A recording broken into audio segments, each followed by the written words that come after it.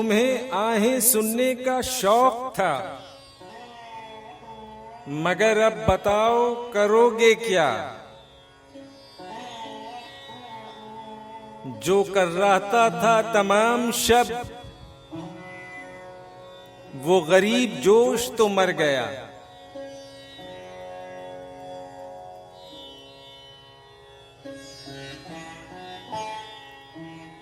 जोश साहब जब तक जिंदा थे, आर्ट्स काउंसिल पाकिस्तान में पाबंदी थी, जा नहीं सकते थे।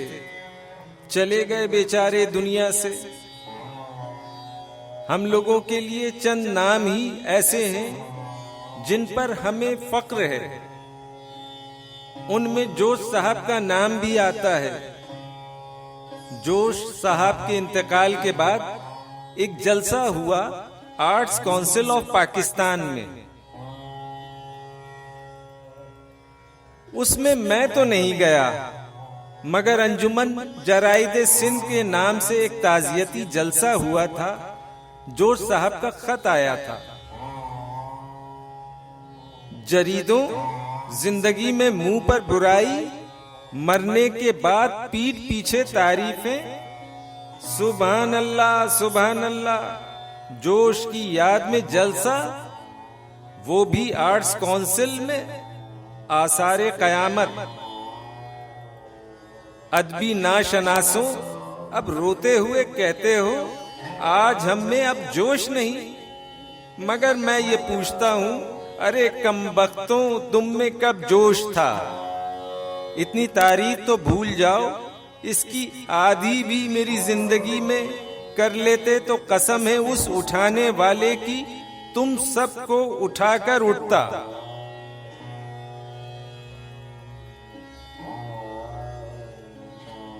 मेरी मौत पर सब रो रहे हैं। तौबा तौबा इस्तग़फ़ार। मैं तुम्हें अपना दोस्त मानता अगर तुम में से एक मेरी जिंदगी पर रोता। किसी मरने वाले पर रोने से उसकी अजमत और बड़ाई का अंदाजा नहीं लगाया जा सकता। किसी का पालतू कुत्ता भी मर जाए तो पूरा खानदान महीनों उदास और रोता रहता है, जबकि कुत्ते का अदब में कोई मकाम नहीं है। जोश बड़ा शायर था, जो ये कहे उसे अदब की दुम नहीं मालूम। अरे कमबख्तों, मैंने ये कभी खुद नहीं कहा कि जोश बड़ा शायर है।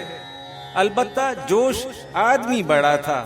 जितनी ऊपर मैं इस वक्त हूँ, अपनी जिंदगी में भी तुम लोगों से इतना ही ऊंचा था। बड़ा शायर होना आसान है, बड़ा इंसान होना मुश्किल है। जिस इमारत के दरवाजे मेरे लिए जिंदगी में बंद थे, तुम लोग मुझे वहां मेरे मरने के बाद ले गए। Arts council of Pakistan building में तुम्हारी ऐसी की तैसी। मुस्तफा जैदी और फराक मुझसे कह रहे हैं कि गुस्सा थूक दो। क्यों थूकूं? और थूक भी नहीं सकता। उन दोनों को मालूम नहीं है कि जोश उगालदान तो वतन में भूल आया है। सलीम अहमद को मैं तुम्हारे यहाँ के 3 अदीबों में से एक समझता हूँ। एक मैं हूँ, दूसरा मुस्तफा जैदी और सलीम अहमद।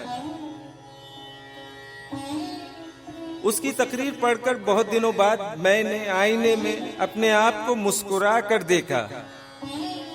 अगर ऐसी ही तकरीर सलीम अहमद उस वक्त कर देते तो आज हम यहाँ होने के बजाय कम से कम सूडान में पाकिस्तान के सफीर होते।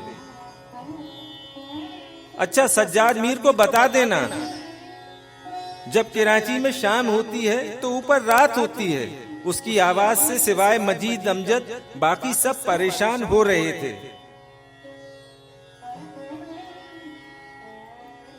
सबसे बुरा हाल फानी का था। वो सज्जाद मीर की आवाज सुनते ही पलंग पर सोते हुए आह करके उठ बैठते थे। जैदी जिगर का उगालदान ले आए हैं, इसलिए गुस्सा थूक रहा हूं। तुम सब मेरे बेटों के बराबर हो। तुम में जोश नहीं रहा, ये तुम्हारी बदकिस्मती। मगर मैं हरगिज नहीं चाहता तुम लोग बेफैज भी हो जाओ।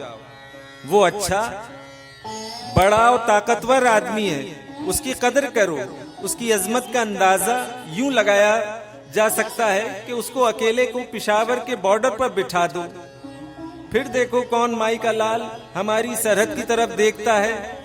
और रहा लाहौर बॉर्डर, तो वहां तुम मलका तरन्नुम को बिठा दो, और फिर बगैर किसी जंग के खतरे से लोगों को पहचानना और इज्जत करना सीखो।